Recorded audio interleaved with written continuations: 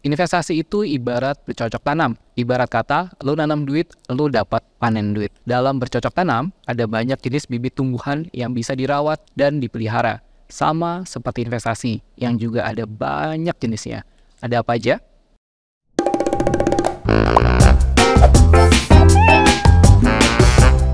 Kalau uang bisa ngomong, podcast literasi keuangan untuk pemula dari Bank Newcommerce bersama saya, Raharjo Duto, Wealth Management Advisory dari Divisi Funding di Bank Newcommerce. Mendengar kata investasi, banyak orang yang langsung keder dan ciut duluan. Karena dalam mindset mereka, investasi itu adalah hal yang asing dan susah. Di benak mereka muncul anggapan bahwa investasi itu ribet dan mahal. Di episode 7 kali ini, kita akan coba geser mindset tersebut.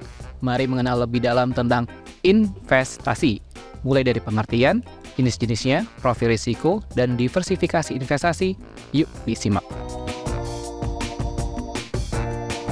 Investasi adalah penanaman modal. Bisa dalam bentuk uang atau aset lain ke dalam suatu lembaga atau entitas yang tujuannya untuk mendapatkan keuntungan. Berinvestasi sangat penting agar aset dan keuangan pribadi seseorang makin berkembang. Karena jika mengandalkan menabung saja, uang kamu bisa tergerus inflasi serta berbagai biaya lainnya. Investasi itu ibarat bercocok tanam.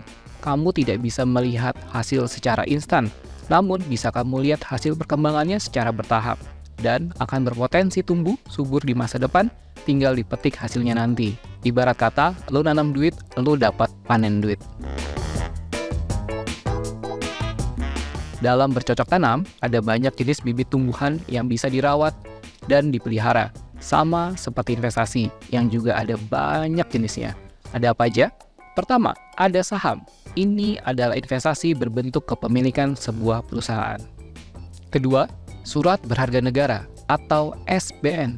Merupakan investasi berbentuk surat berharga yang diterbitkan oleh pemerintah pusat. Singkatnya, investor memberi pinjaman kepada negara. Nantinya, pemerintah melakukan pembayaran keuntungan secara berkala pada saat jatuh tempo. Bisa dibilang, ini momen ketika pemerintah bayar utangnya ke investor. Ketiga, P2P lending. Ini adalah investasi berbentuk pinjaman sejumlah uang kepada pihak yang membutuhkan, baik itu individu ataupun badan usaha dengan bunga yang sudah ditentukan di awal. Yang keempat adalah investasi emas. Ini merupakan investasi logam mulia yang bisa berupa fisik, digital, dan perhiasan. Kelima, deposito. Investasi ini mirip dengan tabungan, hanya berbeda di perolehan suku bunga yang lebih tinggi dan memiliki jangka waktu atau tenor tertentu. Keenam, ada reksadana. Ini merupakan kumpulan dana yang dikelola oleh manajer investasi profesional untuk ditempatkan ke berbagai jenis investasi. Ketujuh, properti. Buat kamu yang uangnya berlebih atau biasa disebut dengan uang dingin, kamu bisa cari untung lewat properti. Ini adalah investasi berupa pembelian aset rumah, tanah, apartemen yang keuntungannya diambil dari penjualan kembali atau hasil sewa. Pasti akan ada berbagai macam risiko yang akan dihadapi saat berinvestasi. Setiap orang memiliki tingkat toleransi yang berbeda-beda dalam menerima risiko investasi, yang biasa disebut profil risiko. Hal ini dipengaruhi oleh beberapa faktor, seperti usia, lingkungan, dan pengetahuan mengenai investasi. Ada 3 tipe investor berdasarkan tingkat risiko, yaitu pertama, profil risiko agresif. Mereka memiliki tingkat toleransi tinggi dan tidak mudah panik jika kena rugi saat investasi.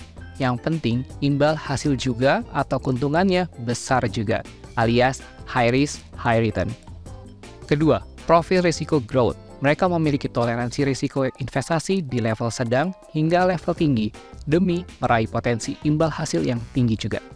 Investor tidak mudah panik ketika melihat investasi merugi karena toleransi terhadap kerugian cukup tinggi, mirip-mirip dengan agresif, namun masih ingin main aman. Ketiga, profil risiko moderat. Mereka termasuk yang sedang-sedang saja dalam berinvestasi. Mereka belum tentu berani untuk mengambil risiko tinggi. Mereka selalu mencari keseimbangan antara risiko dan potensi pendapatan. Meski sudah bisa menoleransi risiko, tetapi mereka tetap memilih berhati-hati dalam memilih instrumen investasi. Keempat, profil risiko konservatif. Investor dengan profil risiko ini mengharapkan investasi yang aman dan stabil, meskipun return investasi tidak sebesar moderate growth dan agresif.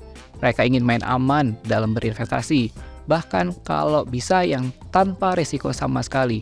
Karena bagi mereka yang penting uang bisa berkembang sehingga tidak dia mengendap di tabungan saja. Istilahnya alon-alon asal kelakon.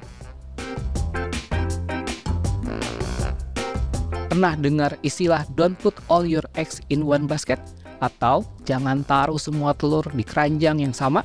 Ini adalah istilah yang menggambarkan untuk tidak berinvestasi di satu instrumen investasi aja.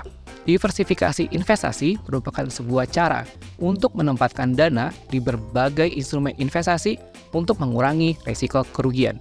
Karena jika keranjang tersebut sampai jatuh, maka pecah semua telur yang kamu punya. Jika kamu menempatkan semua uang di satu instrumen investasi saja, risiko kerugiannya juga jadi lebih besar. Pastikan kamu mendiversifikasi investasi untuk mengurangi risiko kerugian. Misalnya, berinvestasi sebagian di saham, sebagian lagi di reksadana, terus ada emas, deposito, dan sebagainya. Kamu harus sabar ketika berinvestasi, karena di dunia ini semuanya butuh waktu dan konsistensi. Kamu harus percaya pada proses, jadi jangan sampai tergiur investasi bodong yang menaruhkan cuan instan. Sabar-sabar dahulu, dapat cuan di masa depan kemudian. Kalau kamu punya tanggapan tentang hal investasi ini, kamu bisa komen ya. Dan jika kamu merasa podcast ini bermanfaat, please like, subscribe, dan nyalakan tanda loncengnya buat kamu yang menyimak di YouTube. Boleh juga kamu share ke keluarga atau teman-teman kamu yang mau belajar tentang literasi keuangan untuk pemula bersama Bank Newcomers. Saya, Raharjo Duto, terima kasih buat atensi kamu.